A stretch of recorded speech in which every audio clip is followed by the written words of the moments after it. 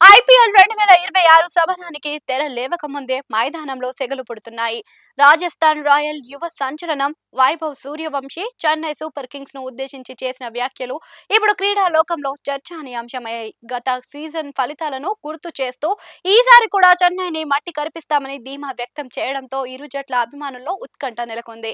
అయితే అందరి దృష్టి మార్చి 30న గౌహటి వేదికగా జరగనున్న Rajasthan Royals Chennai super Kings match పైన పడింది. రాజస్థాన్ జట్టుకు రెండో హోమ్ గ్రౌండ్ గా ఉన్న గౌహటిలో పోరు జరగనుంది. ఈ మ్యాచ్ కు ముందే రాజస్థాన్ ఆటగాడు వైభవ్ సూర్యవంశీ చెన్నై ఆటగాడు ఆయుష్ మాత్రే సమక్షంలో సిఎస్కే కు బహిరంగ సవాల్ విసిరాడు.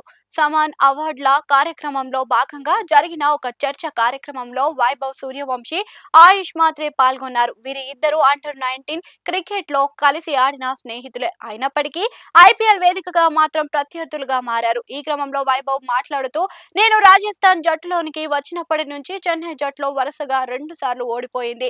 ఈసారి ఆ స్కోర్ 4-0 అవుతుంది అంటూ తన ఆత్మవిశ్వాసాన్ని ప్రదర్శించాడు. ఐపీఎల్ 2025 సీజన్ లో Rajasthan Royals Chennai super Kings 2 సార్లు తలపడ్డగా ఆ 2 మ్యాచ్ల్లోనూ రాజస్థానే విజయం సాధించింది. మార్చి 30, 2025న జరిగిన మొదటి పోరులో రాజస్థాన్ 6 పరుగుల తేడాతో గెలవగా మే 20న జరిగిన రెండో మ్యాచ్లో 6 వికెట్ల తేడాతో ఘన విజయం సాధించింది. ముఖ్యంగా రెండో మ్యాచ్లో వైభవ్ సూర్యవంశీ కేవలం 33 బంతుల్లో 4 ఫోర్లు, 4 సిక్స్లతో 57 పరుగులు చేసి జట్టు విజయంలో కీలక పాత్ర పోషించాడు. ఐపీఎల్ నిబంధనల ప్రకారం గ్రూప్ దశలో ప్రతి జట్టు మరో జట్టుతో 2 సార్లు తలపడుతుంది.